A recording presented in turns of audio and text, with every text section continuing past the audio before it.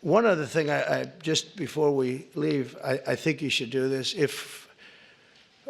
For my safety and security and for the good of our nation, you should do it anyway, regardless, even if it costs 10 times more, but it actually costs you just a tiny fraction. If you went to paper ballots and you're voting, and I would hope that every Republican would, so it costs exactly 8% of what the machines cost. These machines, they got something going. They get business. It's amazing. So paper ballots, and paper is very sophisticated today.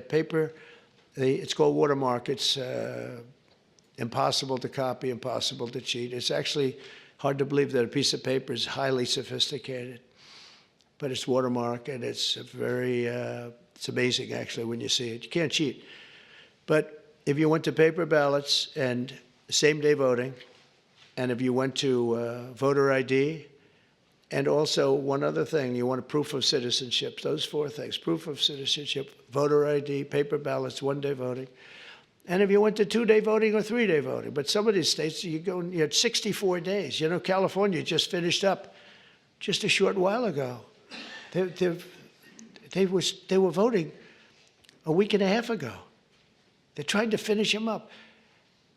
And other states, too. They were weeks after the election. I mean, if that were a close election, you'd have to wait for weeks and weeks and weeks. You got finished fast, Brian. Thank you for your help. We did very well in Georgia. That was very nice. But some of these states, if you had a close election, you wouldn't know who won. And then, you know, once that happens, then you really never know who won.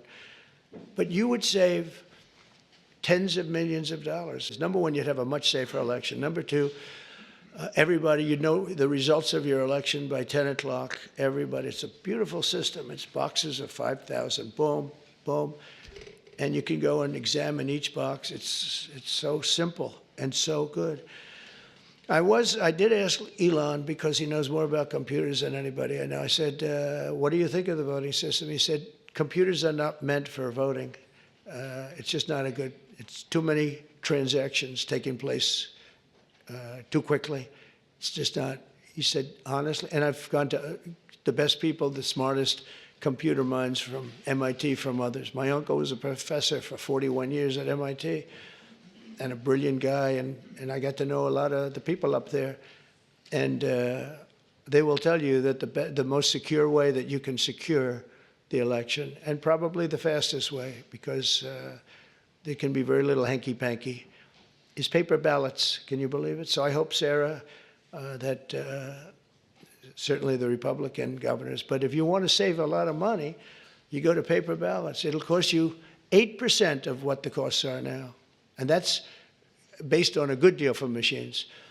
And then when you go through the days and weeks and months of waiting, France had mail-in ballots. Anytime you have mail-in ballots, you're going to have fraud, without question. And France had it, and they went back to paper ballots. And I saw their election, and their election was over at 9 o'clock, and their numbers came in at 10:05. And there were no complaints. They had a winner, they had a loser, 39 million votes, and it was done. We're one of the only people that has now mail-in voting, one of the only countries that has mail-in voting.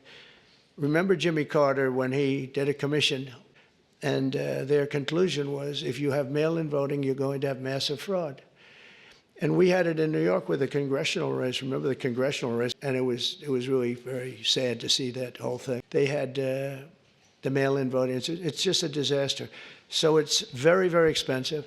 If you want to save money, if you really believe that the computers work, which they don't, but if you want to save a lot of money, all you have to do is go to paper ballots, and you'll be cutting it down by millions and millions of dollars.